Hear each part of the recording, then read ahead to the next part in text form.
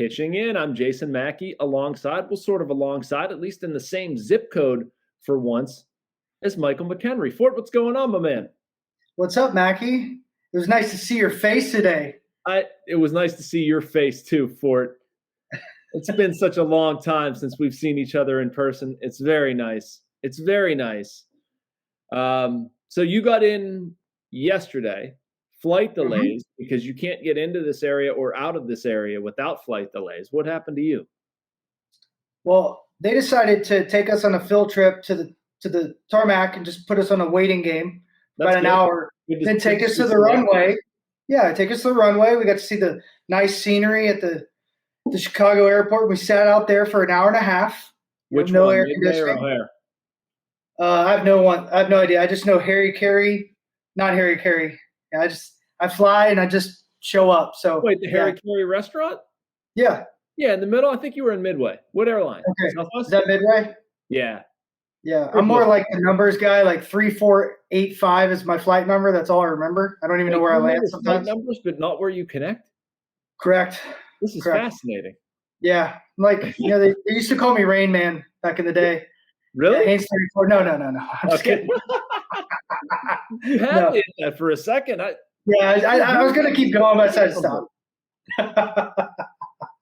I've never remembered a flight number in my life. I'm lucky if I remember my flight time, but I know what airport I'm in, or what city. I know what city I'm in. That's it. Like, you know how long I went and had no clue there was 2 airports in New York? No clue. None. 0. Just landed. See you later. I mean, there's technically what, 3, 4? Probably. But how wide of a radius do we want to draw here? Yeah, don't make me feel any worse. All right, we got sidetracked. We did. We did. Well, then I had 32 people at the car rental line. That's one thing I never understand. You did that. Yeah. Yep. No. That was nice. Yeah, not fun. Not fun. I've been there. So my wife and kids were down, as you know, as listeners of this podcast probably know, for 9 days. It was supposed to be 7. And my family was supposed to fly back on Saturday. Well, they fly back, and I'm not going to criticize the airline because I generally like this airline, but it gets like 2 hours, 3 hours, 3.5 hours. And eventually my wife, God bless her, says, screw it. We're staying. Good for her. 2 more days. Called the kids off of school for a day. They left Monday out of Tampa. They didn't want to go home. She didn't want to go home. Kids didn't want to go home. So airline delays got me 2 more days of family time. And I was very appreciative of that. So anyway, welcome to Florida. That's amazing. And I bet your kids are like stoked to be playing in the snow right now in Pittsburgh because it's snowing. Yeah, no. Abby sent me a picture of her and Teddy, my younger one, picking up Ryder from school, and there's snow on the ground and 2 very upset faces. Ford, You played Major League Baseball. Maybe you can answer this for me. I got into a debate with Will Crow, and it wasn't really a debate because he completely agreed with me. And this is somewhat off topic. Yeah, but that's the opposite of debate. Just you're supposed to be the writer. I'm supposed to be a writer. I only play one on TV. Why in the heck does Major League Baseball open the season in cold weather cities? We sat there and came up with 15 climates and or domed facilities that could open the season in a reliable way. But as it is, the Pirates, because Crow and I were joking, we're going to go to Cincinnati, and then we're going to go to Boston, then we're going to go to Denver, then we're going to go to St. Louis. We're going to freeze. We're going to freeze in April, and I'm not happy about it. Sounds like somebody needs to man up a little bit, but yeah, that would be me. It's going to be that would be me. I'm with you. Space heater. That's what I'm going to do. I was literally just whining like a little baby about how the wind was cold outside in Florida. So I get it. I'm a baby too. Complaint today. It's been cold and windy. Yeah, but like I'm with you. I don't know why they don't do that. That's what they do in college baseball. It makes sense, and they can do it with the logistics. So yeah, that's a pretty good argument, but make a lot of things make sense when it comes to Major League Baseball and their commonalities, common sense. Like, oh yeah, that seems like a good idea. Let's just do that right now. Yeah. So I have no idea, but yeah, I wish they would do that. Here's another good one for you and the fans is think about why do they go all spring training on an elementary school schedule, right? We wake up. I thought about this before. 7, we go home at 3:30, get picked up in the carpool line, right? Make that make any sense, and then, hey, let's go play all night games. Yep. Right? Never understood. And I know that they've tried to implement more and things, but like your body's so accustomed, and then you flip-flop it. Yep. And it's just a weird I've thing. always thought there should be a certain point in spring training where the switch flips. Like, I get why it makes sense for like more workouts. You're out there for longer. Yeah. You want to get things done, whatever. But like come March 11th, I'm just making up a date. Like that's when, okay, here comes night games. You flip to night. And you might go like 2 night and day game after a night game to get used to that. I mean, that is a factor in baseball. Like I don't understand why you're not using the schedule as a way to strategically get ready for the season too.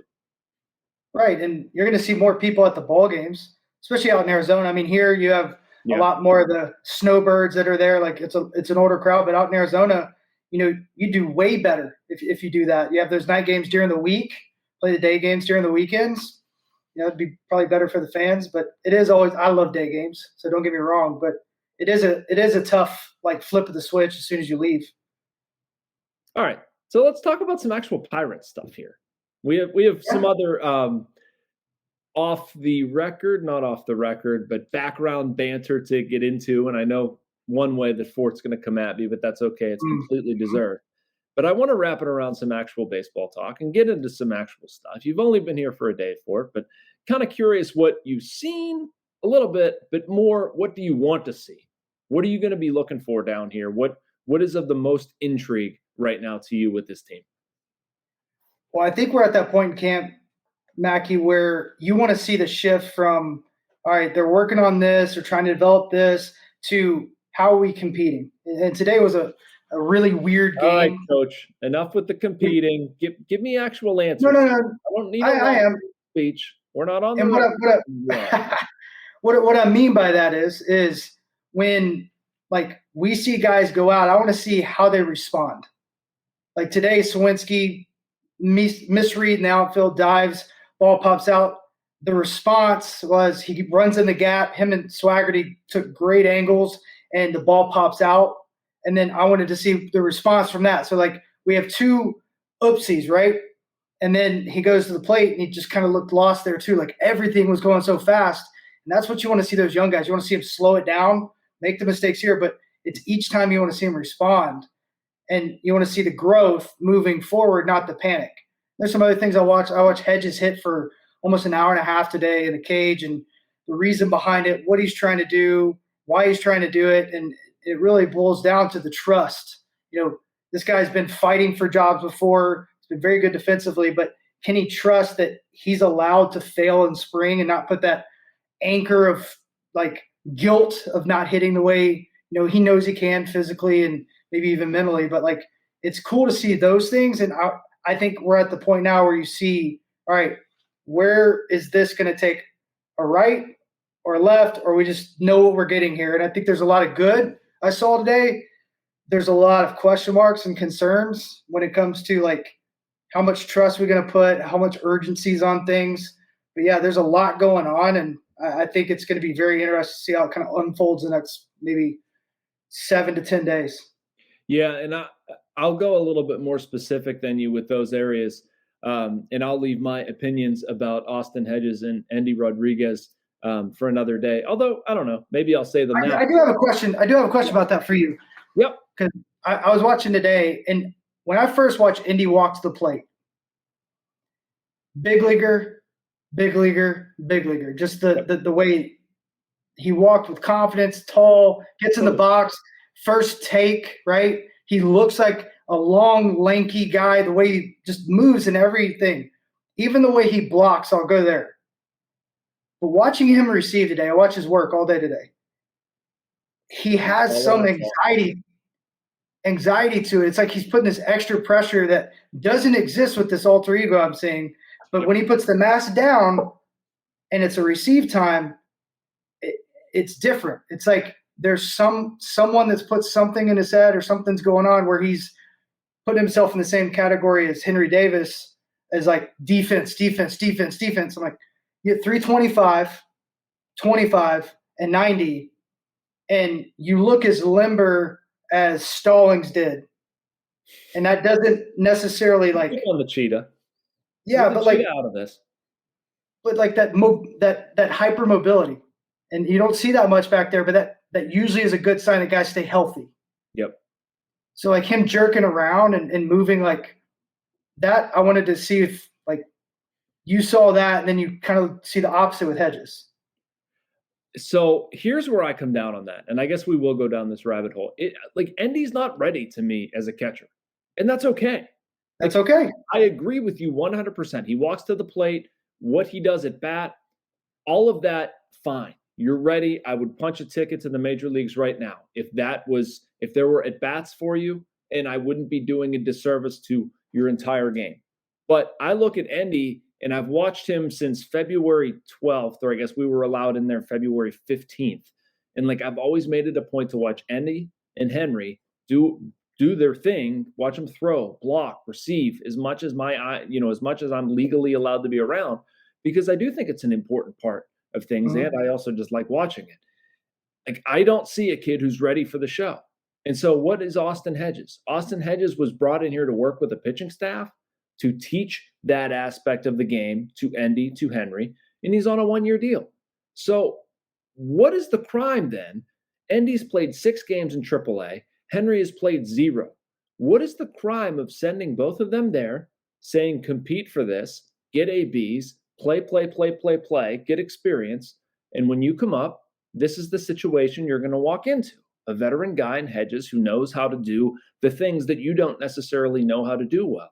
I don't care about Hedges' offense, but I know when I tweeted news about moves they've made, and then I tweeted something else that's just been on my mind, basically this, saying I don't have a problem with it, I still get pushback, like people that are upset and think that the Pirates are manipulating service time, or that the Pirates, are screwing Endy Rodriguez, that he should be their opening day catcher. He shouldn't. It's not even the right thing to do to Endy Rodriguez. Like, let him develop skills. Let him develop receiving skills, the stuff you're talking about. Let him get used to blocking pitches and using that athleticism that right now is not translating to being behind the plate. Frankly, I would like to see him exposed to other positions, because I think that's how the Pirates best position themselves with this stuff. Have him play second, the outfield, first base, have him screw up. And I just, I don't understand the vitriol over not having Endy Rodriguez just because he has a good batting average right now. Like, that's okay. Let him round out his game. Yeah, I think that the sense of urgency for fans to want to see winning baseball is part of that. I don't think it has anything to do with service time. I do think that they want. I don't either. Not in this case. Yeah, I think they want a premium like bat to be at a premium position, and there's only one way to do that. It's the one place like you have to have a guy right now that can handle that staff. But with that being said, I could make an argument that his bat could be in the lineup tomorrow as an everyday guy playing certain positions. But there's a lot of moving pieces, and you'd have to make a lot of decisions and still get him enough catching work. Because that's kind of what he did all year last year. What's fair to do to a rookie too, for it to bounce him around? Like, who's going to make their MLB debut without a set position? That's crazy. Yeah, but I mean, that's how he went into last year, and he did great. And that seems like what they're going to do with both of them, because if they're in AAA, they're going to play every day, no matter what. So it's like, if you're playing every day, you're not getting the work you're going to get anyways, right? So it'd almost be better if one went to AA, one went to AAA, so it's more of a balance. And I don't like pinning them against each other. I don't like the competition. I like that they're friends and whatnot, but like they need to be the like complete opposite and let that mold together, right?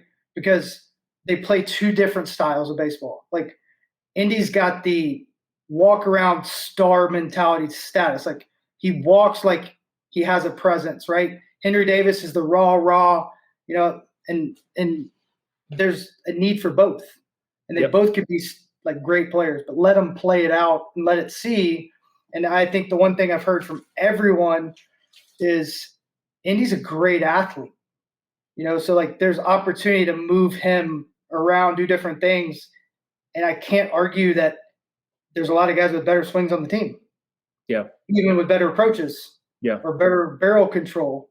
And that's where you can make an argument. And I think a lot of those things, including some of the moves with starters into the bullpen, will show the sense of urgency they have. But I'm with you, man. I do not think it has anything to do with like manipulating time or anything else, because the chances they get to arbitration are small. Chances to get past that are small. Chances we have them for 6 years, like probably 1 in every 200 or less even get to 3 years in the big leagues. So they're playing everything fast nowadays, everything. Yeah. Yeah. And I mean, they might manipulate his service time and they might botch his development. But right now, like, you're supposed to write and say what you see, right? And Absolutely. what I see is a kid that's not ready to play defensively in Major League Baseball. So you can disagree with me. That's fine. But that's where Nope, I don't. I don't know if it's a physical attribute or if it's a mental barrier right now. It's the first time I saw him put pressure on himself, and I didn't see the same guy. Yeah. And usually that has something to do with the mind more than it does the body. Even watching him catch off the machine, Mackey, it was so stiff and hard. He doesn't do anything that way. He doesn't walk that way. I'm sure he doesn't even eat lunch that way, right? He probably eats it like slow, a little bit of smooth style. But when he was catching, it was boom. It was just jerky. That just didn't make sense to me. Baby. Let him go. Let him catch in AAA. Let him get his swag back. It's okay. It's okay. 6 games in AAA. 6. That's all he's played. 6 games, and it's abhorrent apparently that he's not breaking camp at the big club. And we already knew this. So anyway, I could talk about this for a long time. I want to get your take on a couple other things for it. One of them you hit on was the outfield situation that I think is very interesting in a lot of different ways. My game story today focused on there being like 2 parallel tracks that I saw today. One was Travis Swaggerty. He's had a really good spring, has 2 hits. I've liked his ABs. Great, fantastic. Who knows what happens? On the other side, their outfield play this spring has been pretty bad. I'm sure you followed it from Pittsburgh. You saw a little bit of it today live. Like, how much of that is attributable to, do you think, to having guys in different positions, meaning like Sawinski and Reynolds flip-flop, bringing in Kutch or whatever, and this just being spring? Or like, are there actual going on here that are concerning? Because at least me looking at results, it's been concerning. I just remind you the defensive hit Marte took when he went to center when they moved Kutch to left. I think that's enough said. And it had nothing to do with ability. It had to do, you just moved your best player out of the position. He literally went to the office to ask for it. He doesn't ask for anything, right? I don't even think he'd ask for a ham sandwich if he was hungry. And Reynolds. So Sawinski's putting the pressure of the world on himself out there. So him being good defensively and whatnot, that's a problem. And then, the 2 guys that made the biggest mistakes today were Reynolds and Sawinski. Reynolds misplayed a ball, turned the wrong direction, right? And ball just kind of shot by him. And then Sawinski had a bad read. Yes, the wind's bad. It's a lot different playing here than it is in PNC, but like it's been pretty bad. I mean, pretty darn bad. And I think a lot has to do with more of the idea of like, what are they trying to do? Like, what are they trying to accomplish? Are they really making sure these guys? You would have that answer, because that was my next question, and because I don't understand it. I don't know. Honestly, I feel like we're the straight answer I've gotten doesn't make any sense to me. So like I can't say. Well, meaning like, yeah, Brian Reynolds was willing to play left, but like no one will like just admit that like that makes no sense at PNC Park. Yeah. So like until they say like the best outfielder should be in left, like if Swaggerty, for example, makes the team, like he's my extra outfielder at first, and I'm floating him around. I'm playing him in all the positions, not one, because that makes sense. You don't have that guy. You don't have anything like that guy. So he makes sense to that, and then you mold him into that role. But if he ends up stealing a position, great. But yeah, the idea of moving Sawinski to center and Reynolds left, like no one will give me a real answer. Yeah. Like, yeah, we just feel like Sawinski's the better defender, blah, blah. And what? That's a small sample size. Yeah. And he wasn't around guys in right field like Reynolds was that, they were floating out there that never played outfield before in the major leagues. So it's like, until I get a straight answer, I don't want to give you anything more than that. What analytics say, if one guy isn't comfortable in one spot and the other guy isn't comfortable in the other spot, like the recipe is going to taste like crap. Or Yeah, you know what I Lewinsky's mean? not Like, going to say anything. that's what I feel like we're getting here. Now, I also understand it's spring and you need to like ride things out and let them click, and maybe that's what this is, but it hasn't been good. But unless Brian Reynolds, like, this is me pushing back against organizations. Like, unless Brian Reynolds comes in the office and says, I want to play left, you're trying to sign him. Yeah, and you're trying to sign him. Hey, by the way, during these negotiations, we're still probably 15, 20 million off. We're just going to move you down to the basement. Like, have you ever seen Office Space? Right? Come on, man. Come on. Yeah, like, of course you have. So, yeah, we're just going to go ahead and move you down to the office, down below in the basement. Yep. Like, next going to be the coat closet. My twin line stapler. Want to hear a funny story? So yeah. Let's take a detour on Office Space. I actually have two stories for you. One, we call my 4-year-old son Teddy. We call him Milton. For anybody with kids out there, you can maybe relate. You've got like this yep, and I love him to death, but sometimes he just won't shut up. And so we call him Milton. We've played Office Space for the boys before. Ryder, my older son, will laugh hysterically, and Teddy, the younger one, goes, Dad, am I Milton? Am I Milton? Yes, you're Milton. So we laugh quite a bit about that. I've obviously seen Office Space. I love the Milton scenes. And that leads me to a question that I had in the clubhouse. I'm going to ask you this question because I was asking this of players, and it generated a pretty funny discussion. Have you seen Forrest Gump? Absolutely. Do you actively hate Forrest Gump in any way?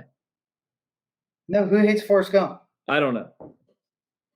But there are people out there. I put a poll out there, and 10% of the respondents, or 8 or 9, I forget what it finished at, said it was a bad movie. There are people out there that think it's a bad movie. I don't agree with you, but so I was going around. You people need to watch it again. I know. It's endearing.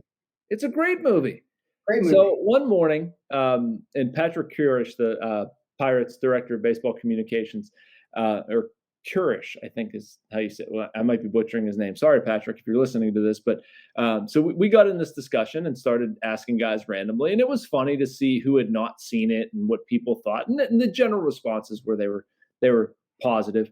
The best answer went to Rich Hill. I asked him if he's seen it. He goes, of course, I run like him.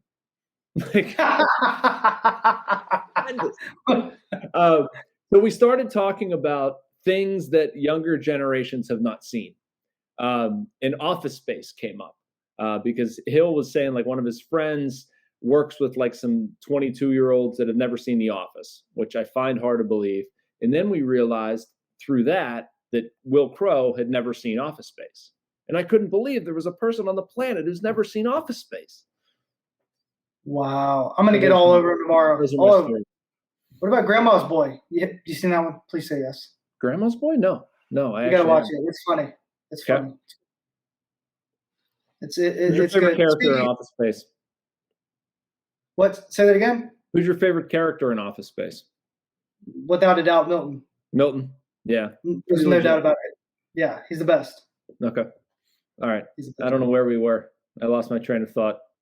I will say this: Rich Hill today, I thought looked good, and I hated seeing, the frustration, right? Because that's such a hard thing to do in spring training. Get that far out of rhythm, then come back out and put up some zeros. But it just shows the professionalism. But yeah, I liked watching him pitch today, and I got to see the vintage Rich Hill today. I talked to him for a while today, and it's just good to have a guy like that around. It really is. You know what I like from a media perspective, being around this team, covering this team that we haven't had a lot of in the past couple of years? Somebody to stand up and say that was crap. I was crap. I wasn't good. In some form or fashion. Take refreshing ownership of. Like, he didn't even need to say that. I didn't even think it was that bad. But like, I think this fan base has been really irritated by guys standing up and like downplaying losses, or it's going to be okay, or I thought I pitched well, or I get to play Major League Baseball for a living, or things like that. And I think those answers irritate the daylights out of people who are mad about the Pirates. And like, you get somebody like Rich Hill who just says, like, that's not the standard I hold myself to. That was crap. Or, I'm paraphrasing him a little bit. I think that resonates with people. It is. And there's a lot to be learned. We were talking today, and I told him, I said, a lot of these guys just don't know what it's like to have the game be taken from him. And Rich does. And we were talking about it because I had to take it for me with injuries and different things and clawing your way back. And that's when you realize like how meaningful this is and how like special it is. And I think those guys sometimes have a hard time. We were talking about how younger guys get bigger chances than ever before. So they should just calm down. Don't put that added pressure on there. You can only control the things you can control and got to go out there and do your job, show up every day, but you're going to get as many opportunities if you've had success or shown success than ever before. And I use Mitch Keller as an example. He built a resume up going through the minor leagues, and that allowed him to stay and stick. And he showed enough of the good that we were able to watch the bad and then him literally get like the help he needed, I guess, and then kind of slowly put it all together last year. It's just that would have never happened years ago. I mean, I can't name another guy that has ever had a 6 in year 3 and is still starting, let alone in the big leagues. So it's just a different game, now? different animal. Huh? Glass now? Did he have a 6 in year 3? I don't know about overall. Yeah. You're going to make me look it up now. Yeah, you should. Man, that guy's just got stupid stuff. I know. So, oh, no, he wasn't even. Well, okay. So in Pittsburgh, he had a 579. We're talking 3 years, most of the 3 years. Yeah. All right. I guess 2.5 if you're going to say in Pittsburgh. But I mean, either way, I mean, that's your comp, basically. Yeah. And I love what Mitch has done, man. I had a good conversation with him. I don't know if you've got a chance to catch up with him so far, but I freaking love how honest he is, man. Like he is so great. Just an open book, straight up with you. There was what we were talking about. I was trying to get at a point, and he's like, dude, don't worry, you're not going to offend me. Because I was trying to say in a nice way, like, he thought that his shit didn't stink in 2021, or like he was riding high going into spring. I think it was that going into spring training. Like, I don't know. I don't mean it that crass, but like, you could tell like he was very poised, thinking like this was going to be it, blah, blah, blah. And like, it just didn't happen. And I said, like, now I see you walking around and like, it's different. It's quieter. There's a confidence. And that's what we started talking about. And just, how much that, yes, it was a little bit of a sinker. Like that was a key to help him, but it's also just been his confidence, the way he's attacked hitters, the way he's been able to pitch like a little bit functionally with the slider, but basically just saying like, I've got good stuff and I finally have the confidence and the clarity to go at it. It's not, you're not reinventing the wheel. I love it, man. I love his mentality now. Me too. And I think the thing I love the most is he created an identity. Mm-hmm. I think a lot of the guys on this staff have, I feel like. Right. And I'm going to knock Neil Huntington and his group. As good as baseball minds they were, they created a lot of guys that relied on them. Yeah. Instead of really owning their craft and understanding, okay, like, is it my body's not moving well? Do I need to go see somebody like that? Like Brian went and saw somebody, got like expert opinions outside of the Pirates. And I think being open to that, working with Tread, and we're seeing the likes of what JT Brubaker's doing this spring and how good his stuff is, how clean his motion is. It looks like he's not putting the same stress on his body, especially that shoulder. So everything's in unison and on time. But the best part about that is because he went to them, he understands. And today I'm watching him work with Oviedo. And I'm like, this is when things shift. Because Oviedo, and this is something that I asked a bunch of questions about him today, talked to a bunch of different pitching guys, and they're trying to make his fastball more deceptive. So he has an elite extension.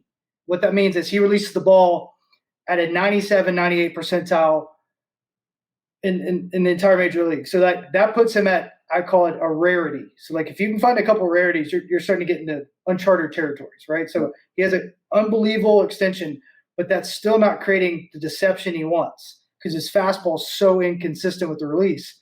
So they're trying to get him behind it, and they're also trying to get him to move it. So if he can be consistent with the release, command gets better, deception gets better, and all those things will start playing. But they're also shifting the usage of how he goes about it. So like he throws his slider better for a strike, breaking ball better for a swing and miss. So they're going to kind of shift the usage and then let him continue to work. Like today, it was like this: pitch, track man, pitch, track man. Yep. And then he holds the ball and he tries to feel and understand what just happened. And I saw him all fist pump and this big giant smile. And this guy's like, I'm getting it, because he's got stupid stuff. And I think that's what Mitch got to do last year. Like the disappointment. Do you remember that earlier in the season? He's throwing 100, right? And getting sholammered. Yep. And you see the disappointment. And it's like, all right, now you got to fight, man. This is the fighting moment. You fix the body. Yep. The arm looks good. Now fight through whatever you got to do and get there. I think we have a lot of guys that are right there to start fighting. And Oviedo is one of those dudes that I made this argument today with a coach about AAA to big leagues. And I said he needs to be in the bullpen in the major leagues. If he's not going to be a starter, I'm not going to argue that fact. He needs to be in the big leagues because he needs to be with the guys that are with him right now every single day working on things we're working on. He needs those voices. He needs that reassurance. And watching what JT just did with him today and Rich Hill out here in his flip-flops, watching him, like they all love him to death, and that's the crowd he needs around him. And name 2 guys in the bullpen that are better. Oh, I know. So I know. I know, but here's where I disagree with you, Ford. He's a starter. He's Correct. going to help this team as a starter. Correct. I'd rather see him go to AAA and just blow dudes' doors off and keep like being built up. Like they're not going to be able to get him enough innings regularly to keep his arm in starting shape. And then you're going to be like, you're going to build him up now. And then if you put him in the bullpen, it's going to go down. And then you're going to have to try to build him back up if something happens. And then what if somebody comes back? Then what? Do you taper him? Like, I don't know, man. Like I'd rather him go in AAA, get his confidence sky high, and just be a ringer down there. And like, something's going to happen. They're going to need a starter. Like, 3 weeks into the season, something's going to happen to somebody. I don't know. I get. I'm going to get weird on you. I'm going to get weird on you for you. Here's a thought. Okay. Take the Tampa Bay approach. In the sense of, he's a starter. So he throws 2 to 3 innings every time. And he has pretty much the same rest. See how he bounces back. Crow is going to be very similar. And then put Ortiz out there. But I mean, how do you manage the roster with all those guys? You think that's what they do with their major league roster? I think they can. I also think they could go to a 6-man rotation, but that all depends on the veteran guys. But now you kind of look at that kind of play out. Anybody goes down, you could have one of those guys. You get the guy called up. You have a piggyback situation, but you don't have a piggyback of a minor league guy coming up. You have some elite stuff. I know I like the 6-man, but I mean, I don't know if you need somebody to cover back end innings, right? You need somebody to protect leads. You need somebody that you don't want to burn in games where you're winning. If you're down 7 and your starter gets blown up, you need somebody to chew up those innings. And if Oviedo's dominant, I'm not sure I want to spend him there. I don't know. I could see carrying Oviedo, I guess, as a 6th. And then maybe if you find a need for a spot start, you can skip somebody here and there. I don't hate it. Like I think I've said on this podcast before, I'd go 6-man rotation at the beginning. It just, it worries me at like the first month because there's so many off days. Yeah, and here's the elephant in the room. Until they prove to me that they won't try to protect him when his inning count gets up, I don't want to waste a guy like him in AAA throwing innings. Yeah. If I knew he could throw 180 innings, I would say sure, take him AAA. But if he has to do what Contreras did, or Ortiz has to do that, I'd rather see him in the bullpen all year because I don't think the development of what happened to Contreras last year was a benefit to him. It may have been great for his health.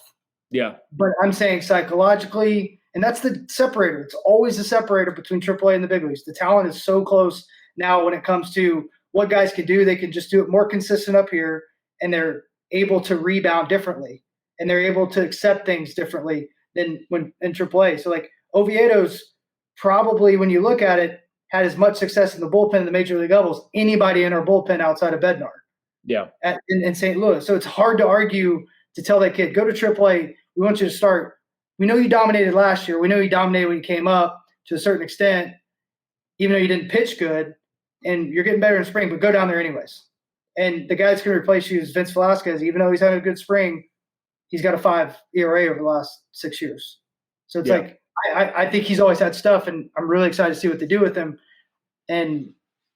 But it's that's where I still wait to see what the front office and they're like hold on to like their plan of that sense of urgency. Because the best players leave to go to Pittsburgh in the best form or fashion, and then those guys in AAA are waiting at the whim. You know, like I'm hungry, I'm coming. You know, so but I mean, we saw what happened with O'Neill Cruz last year. He struggled. Huh? When's the last time you truly had somebody at AAA force their hand, though? Like for an extended period of time? You know, like I'm okay Oviedo going down there, and if he just is absolutely dominant, and then you're not bringing him up, you're like, what are you doing? Why? And I don't think it would go that long. I really don't. Like I don't either. I don't either. I know a lot of people like to throw out the service time manipulation and Super 2 and all that crap with O'Neill Cruz. I legitimately don't think he was ready. Like I watched him for the first month or whatever, and I mean, he's chasing stuff left on left. He's struggling against breaking balls. In the field, he was not great. I mean, he did certain things just spectacularly, but like allowing him a little bit more time, I don't think was the dumbest thing in the world. We're talking about that with Endy routing out his defense. Like, I'm not even saying Oviedo needs to work on stuff, but like if you're cleaning people's clocks and you know, you're waiting for the next opportunity, but you're going to at least get your innings. I do understand what you're saying though about the innings count, because I think they're going to be cautious with Oviedo. I think they're going to be cautious with Ortiz. Shoot, they might be cautious with Rowe at this point. I just think it's the way they're going to do things, and they want to be careful. Priester and Burrows. Yep. You know what I mean? Like you have all these guys right here. Right. So it's like you have to look at that, and let's say you know two or three guys are not pitching well in the first month, and you have 3 guys that are elite in AAA dominating. It's like double-edged sword, and then it's like, oh, you bring them up, they dominate, and you shut them down. Yeah.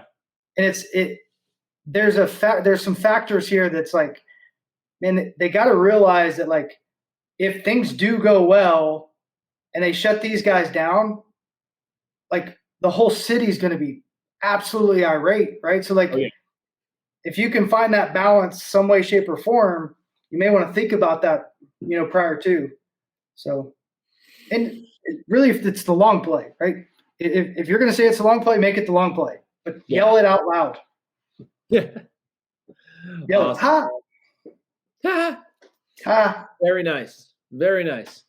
So what other debates do we have? Or should we just make fun of me now? I do want to mention and tell everybody today. So I'm up in the booth. I'm texting you. I'm like, hey, where are you sitting? Going to come down and, you know, talk shop with you. You're like, I'm right behind the home dugout. And I'm like, okay, well, I'll probably find him. Well, yeah, I found you. You look like Buddy the Elf sitting on his dad's lap down in there. Your knees are tucked up. Give it a shot. Yeah, there's great seats. Great seats. Yeah, but, there we go. Yeah, there it is. There it is. No. You're a row back. Well, this is from the other day. Jimmy T texted that to me. That's way too much leg room for you. You looked like a giant in Polly Pocket's Playland. I mean, I am. You really were. Like people around you had your hoodie on. Wow, what the hell do you want me to do? I'm telling you, you look like Eminem of writers, though. Like, yeah, I'm telling you, the palms were sweaty, the knees were weak. You were writing. You had your headphones in, locked in. I mean, I got to see you in full game day mode. It's awesome. All right, so my Fort texts, this is my view of the situation. Fort texts me about coming down to like hang out and talk ball. And I'm thinking like, all right, you know, we can do this. This is going to get awkward though. Because I mean, I don't like to talk during games and not in games that I'm covering in this way. And like during a game, I always keep a scorebook, even in spring training. Like I'll show it to you sometime. But it's extra nerdy. It has every substitution, everything for every game, and I have to keep it. I'm OCD. So I'm doing that. And I also like to, in the early, and at least for the starting pitcher, and sometimes for a couple relievers, I will chart pitches and like strike, ball, velocity, any notes that I have on what I'm seeing. So it adds up to, and I like to also listen to the game because I think the Pirates broadcasters do a really good job. And it just, I don't know if it's like immersion or whatever, but I like hearing it. I like seeing it. I like writing it. And so that doesn't leave a whole lot of time for talking. And I guess I'm a giant dork that I do that, but I do. And that's the way I like to watch baseball games. And I do the same thing in the regular season. I struggle with different kinds of noise. Like when I start to write, I will take a pair of headphones and put on like ocean waves, just like whatever to drown out people talking or noise in the press box. A lot of places will announce like 4 billion things. The Phillies are really bad about this. It's like so-and-so's warming in the bullpen. Here's the pitching line on this guy. So-and-so's coming to the game. On deck now is like, it's constant. It's like an airline. So anyway, I have to drown that out. But yes, that is me, Buddy the Elf, in front of the Pirates dugout in seats that are way too small, scribbling notes and my little clicky blue pen here. So you got me. Yeah, I mean, it didn't take me long to look down, see the hand movement, and it kind of have a mirage to it of how fast you're moving from pad to pad, picking up the phone, checking it back down. I was like, yeah, he probably should have just told me that, like, this is like his time. Like, I'm gonna let him have this time. And then I was gonna come down and just say hi, and you were gone. And then sure enough, I got to see the headphones locked in. Big old headphones. They weren't full-fledged headphones. It was awesome. I got to see you in the element. Huh? No, that was the media room. That's the secret place. Secret place. Yeah, secret place. Do you like now they have the eye exams in there? What are they trying to say to the writers? Well, they're back on the team side. They're not out. I don't know. Saying. They have a full eye exam room in the media room, and I was like, man, they saying that we need to wake up? Like, or is this eye wash? What's going on here? This is a little much for me. Trying to send a message. All of Baseball Park, that's the place where they decided to have the eye exam station. Yeah, why not have more fun and put it in the umpire's room? Like, that would have been funny. That would be good. I didn't even think of that. All right, I know what I want to close with. And this is something I get asked a lot. And we got into this a little bit, and I made myself a note, and I wanted to circle back to it. Is this offense going to be better, and how can this offense be better? My stance on it is I think this offense can and will be better. I think it's going to be different. I think it's going to be a non-traditional form of run creation. I'm curious to see where you go with it. In what channels do they have to score more runs? I mean, obviously they need to score more runs, but like, what can they do to do that? So I spent most of my day, I'm glad you went the hitting route, with Andy Haynes. We did everything else too, so it fits. Yeah. But it's really going to boil down to self-evaluation and trust. And what I mean is, like, I was watching Austin Hedges today and watching him take BP off the arm. The trust there, the bat to ball skills, the barrel, it was clean. I was like, yeah, like this guy looks like he did 16 and 17. And sure enough, that's what they're trying to do, is that's how they're trying to change a swing, create more leverage, create more movement, make him more athletic so he doesn't get stuck. But then velocity got involved and he reverted back. But then he hit that double today in the gap with 2 strikes. And really the biggest thing, really good swing. And the biggest thing they've been like working on with different guys, I'm going to use 2 for example because it's probably the easiest to understand, is Hedges and Sawinski. So the league in general does not throw strikes across the board. Less strikes than probably ever before. So, and especially with 2 strikes. So if you can understand that you're getting less strikes in the zone, you can shrink the zone. And then understand the zone you hit well and combat what they're going to go against you, because the game is as predictable as it's ever been. So with Hedges, if he went up there and really took an approach, is like, I'm going to stay in my zone right here. And this isn't easy by any stretch of the imagination. And I'm not going to leave until 2 strikes. And even at 2 strikes, I may still not leave, because he brought it up and said, yeah, Hedges should walk, maybe even lead our team in the first month if he'll just not, like, literally not swing unless it's in his teacup, because he's had one of the highest swing and miss percentages in all baseball over the last year. And I was like, oh my gosh. It's like, it was rolling in my head. And I was like, yeah, my notes were get ahead and never throw a strike when I faced him. And there's guys like that, because if you throw them a strike, they may run into it, they may hit a homer, but they're so swing first and so antsy. So, like, that was an incredible point. And that's a complete flip turnaround, because it could be 2 months down the road and the guys up in the front office are looking at it, I was like, Austin Hedges has 60 walks. We need more data. We don't believe it. Boom, throw it down. And that's the same thing with Swinsky. Reynolds had this too last year. It's like, if they can really trust what they're seeing and understand, and then look at the game and let the game tell them what's happening, I think we'll see a huge step forward. But that's all depending on the trust that they have when they walk in that box. You know, like right after that double, Hedges has a runner on first. And every time I've seen in the spring, they go right to spin. Right? And a lot of these guys, they're not getting scouting reports, but like a lot of guys get ground balls with spin. You know, typically we think sinkers, and he goes out and wraps around it. And I think it was the first or second pitch. I'm like, that's where he went back to the old approach.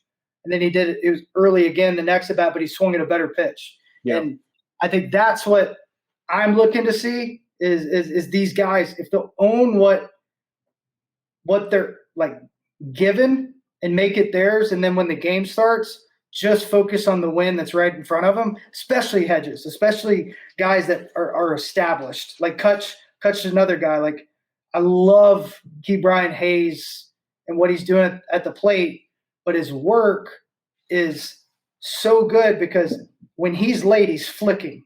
What I mean by that is, like, I think some of the best hitters, and Kutch is one of the best hitters I've seen do this when he's really good, is he's late and he's able to stay in the zone and just flick the barrel, and you get that base hit to right center, because his bat's in the zone so long. And that's what I'm seeing with Key Bryan. And I think that's going to help Kutch realize how fast he is right now. Makes it look like he's spinning off, but he's actually just early. His bat's still in the zone. So if he can say, well, I have time, I don't have to worry about this, because as you get older as a hitter, you think about the inside pitch because you think you can't get there because you didn't do it once, but you can. It's just, I don't have to worry about it if I just trust and see what I'm trying to do. So I think just those little baby steps of approach, because like the swing ability and even watching like the work they're doing and how they're doing it, everything's so advanced that these guys have more access and more understanding than ever before. And it's getting relayed as good as I've heard it ever by multiple people. So I think it's just the trust factor. I think that's why we've seen a little bit different spring, because it seems like a lot of these guys are going all in on some of that stuff. Yeah, I'll take a little bit more of an outside analytical approach and not so nuts and bolts baseball-y. But like I was going around the diamond earlier today and thinking about last year, what they got at first base was a hot mess, right? Like be it Chavis or running Van Meter over there or Diego Castillo or whomever, like they just did not get anything. Clearly, Yoshi. I'm willing to bet that by the end of it, Carlos Santana and G-Man Choi are more productive than what they got at that position. By and large, I still don't see both of them on this team. I was watching it today. I just don't get it.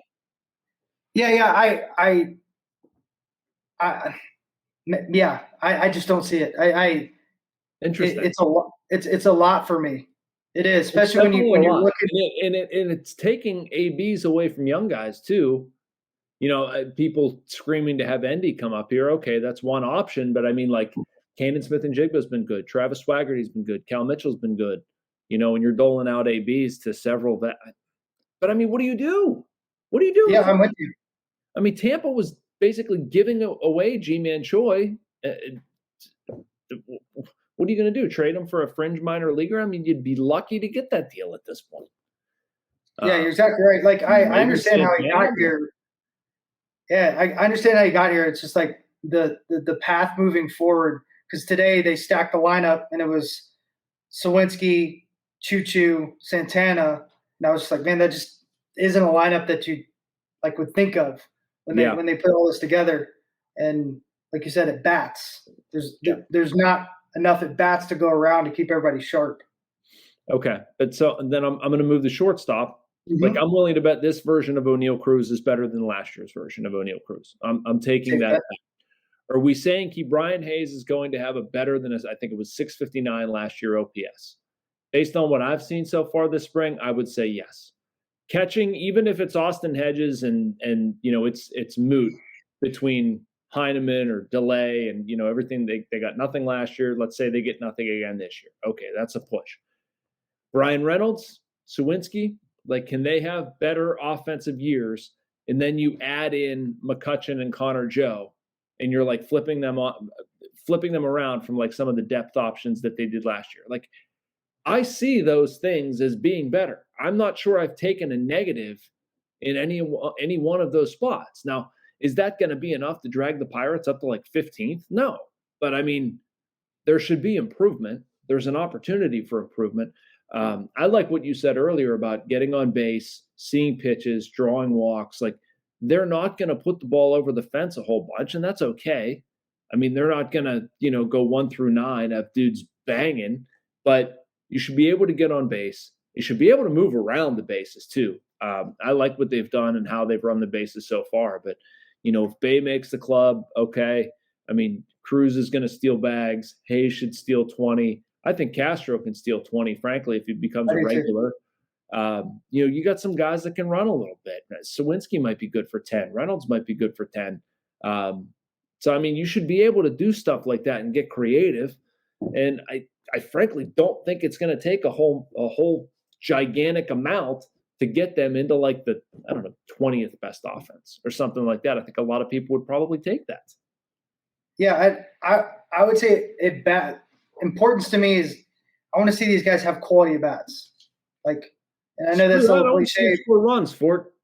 Yeah, but like, I completely agree. And if they can just walk more and like swing and miss less, how athletic they are, they're gonna come out way better. Because I think they do have some pop in that lineup. Because if you look at Sawinski, he put his numbers together last year. He's over 25 homers. Castro was over 20. Cruz was in the 30s. It just starts adding up. I know some of those are in AAA, but like, you could potentially look up. Santana has 20, Kutch has 20, Sawinski has 20, Cruz has 20, Bryan could have 20, Reynolds has 20, and all of a sudden you're like, holy crap. Yep. 8 out of 9 guys have 20. And Austin Hedge is going to hit 7 to 14 if he gets enough at bats. He does every year, Yep. And it's the ability to get on base in front of that always is the game changer. Because I can't tell you how many games, and I told you this last podcast, how many games we watch and we lose to the Cardinals because Harrison Bader got hit by a pitch. Yep. And then 2 batters later, clack, Wong hit a homer. Yep. And it's just those little things. But Harrison Bader identified until he went to the Yankees, made a great swing adjustment. This is the person I am now. This is where I'm at. And that's one thing everybody asks all the time. What's the difference in the Cardinals? The Cardinals, like, make guys be themselves. From the day they walk in all the way through, the only place they don't is at catcher. Yeah. Everybody's standard's Molina. And if you're not, you got problems. Like the work you do, how you do it, the standard is him. Everywhere else, it's like, be who you are, be unapologetic about it, but just show up and get the work done. Yeah. So, you see how good their young guys are doing. They're doing awesome. I know. There are a few teams better at development than the St. Louis Cardinals. I have no problem at all with that, man. No problem at all. And it's more of a hands-off approach, believe it or not. Yeah, less is more. The way I figure, let guys be themselves. I think that's one of the big areas. I've gone on this rant to people before. I think that's one of the biggest missteps the last Pirates regime made. Like, you can't cookie cut. You can't make Tyler Glasnow be anything that he's not. Like, if he's 4-seam and hammer curve, have him throw 4-seamers and a hammer curve. Don't overthink it. Speaking of him, before we jump off here, did I ever tell you the story about my AAA coach, Chris Snyder? No, I don't think so. So 6'7", 6'8", right-handed pitcher. He sees Glasnow. We're facing him. I come back in the dugout after facing him, work the count to 3-2, and I don't know if this at bat he threw 99 would cut at the top of the zone. And I walked. I came back in. And I said, "That's the best pitcher I've ever faced in my entire life. Like, he's better than Verlander. He's better." He goes, "He's going to be mine. He's going to be mine, Michael. I'm going to get him." And sure enough, as soon as we got Chris Archer, I was like, "Well, Glasnow's gone," because he was like, "You have no idea." And being able to look at what he was looking at analytically and seeing how big of a freak he is in the league blew me away when I got here and watched him struggle. Yeah. And it's so true. It's like you're trying to take literally a guy that has Hulk juice and put him in a box saying he needs a changeup, where I don't know if he needs anything but to show up and throw it in the zone. Right. Like that's how like good he is. He has the highest release, closest extension, and he throws 100. So it's really like 108. Yeah, because he's going out handing the ball to the catcher practically. Yeah, like his perceived velocity is ungodly. And then, oh yeah, by the way, his ball naturally cuts because it releases just to the right. Yeah. And then to mix it in with the mega hammer, I mean, literally, like Thor gave him that hammer. It's not fair. It's not right. And you don't mess with guys like that. It's like if someone messes with Strider, they should get kicked in the face. I don't care if he throws 70% fastballs. You got to swing 7 feet above it to hit it because he throws it up like a pizza pie, and he's 5'10" and has an extension almost as good as Oviedo. Like, think about that for a minute. Right? No. Yeah, you look for those rarities and you hold on and say, okay, just don't mess it up. Yeah. Who was this manager? Chris Snyder? Yeah, Chris Snyder, pitching coach. Not Chris Snyder, Kyle Snyder. Kyle Snyder. Okay. I always do that because I think about Chris Snyder with the Pirates. Yeah, Kyle Snyder. Sorry. All right. Kyle Snyder. I remember I watched – this was shortly after that trade, I think, or I remember I did a story about Glasnow. I caught up with him in Port Charlotte a couple springs ago where he basically said – you probably read this – where he said something about like the Pirates, screwed with his development. And he was honest, and I think he caught some crap for it, and I felt bad for Tyler in that respect because all he was honest. I think he's a really good kid. I've really liked talking to him. But I remember watching some stuff as background research, and it was Snyder talking about, we didn't really do anything that fancy. We just had him throw really hard and do what he does, and it's pretty good. So we thought we'd stick with that. Great plan. Yep. How'd you come up with that one, Kyle? Thanks. Mm-hmm. Pirates couldn't do that one, huh? We had to throw sinkers. So no, that's what drove me crazy. That's what drove a lot of people crazy. I think there's a time and place to try new pitches. Like with Mitch Keller, it was a time to try a new pitch. That was the great move. But sometimes it's just dude, what you do is really good. It's okay to do that. Yeah, and I will say with Mitch Keller, if you look at analytically, if you looked at him, he was in a weird space. You couldn't really see, all right, should he be a sinker baller? Should he be a four-seamer? So that blend is not easy. Yeah. So what he did and what he's doing makes him more valuable, but it's not easy to do because guys that have a good spin and a high release, you want him to be that four-seam guy and you want him to have a sinker, but that sinker could really play into, that efficiency not being good. So watching him put that together was fun, and I think JT Brubaker, watching him be able to really hammer that sinker and get back to being able to throw a four-seamer to a certain extent because it was just a high sinker last year. Yeah. And I think he realized it midway through the season, and the season got better and better and better, but now he's back to, utilizing it the way he should. So it's good to see, but yeah, you're right. When you see something that just is different, just stay away from it. I always use Hunter Pence. If somebody said, hey, you can't hit like Fred Flintstone, you just can't do it. You just cannot do it. We never got to see Hunter Pence. Yeah. The guy hit, almost 200 homers probably, if not more. Was an all-star multiple times. hey, sometimes you just say, okay, we'll let it work until it doesn't. Yep. Very much agree, my friend. Very much agree. I could talk to you about working with things being different all day long, from the 6'4" wannabe catcher. And now I just jam myself into little tiny chairs at Lecon Park. So I'm going to get ready to do that again. Are you going to Dunedin tomorrow? I am not. We are doing a bunch of stuff at the ballpark. You're working back at home. Never stops. Man. Look at this. Nope. It's the easiest. It's the easiest way not to get in their way. Guys stay back, and you can really get in depth and stuff. Yeah. So. Yeah. Easy. But if I get out of there early, I'll run up there. I'm gonna get in people's way in Dunedin. So, the life of a beat writer. Anyway, this has been fun, Fort. Always a pleasure, my friend. My info as we sort of sign off like this at jmackey at jmackeypg on Twitter. I don't even know my own email address. It's horrendous. His name's Jason Mackey, aka Buddy. What's that? AKA Buddy. Buddy at hotmail.com. Please. jmackey at post-gazette.com. Shoot us an email. Tell us you like it. Tell us you hate it. Tell me you have a larger seat for me to sit at the ballpark, or that you like spaghetti with syrup on it. I don't care. Fort, take us out and give them your information. At the Fort McKenry, all platforms, and then we just got an actual podcast email, info@pitchinginpodcast.com. So just drop it in there if you have any questions, any concerns, or anything you want us to talk about. We'll dig in deeper because we like to get off topic and have some fun. But Mackey, it was fun. I'm excited, and I'm looking forward to seeing how small a seat you can get in. Likewise. We'll find out at the bar tomorrow, Ford. Awesome. Later, buddy. All right, see you, brother.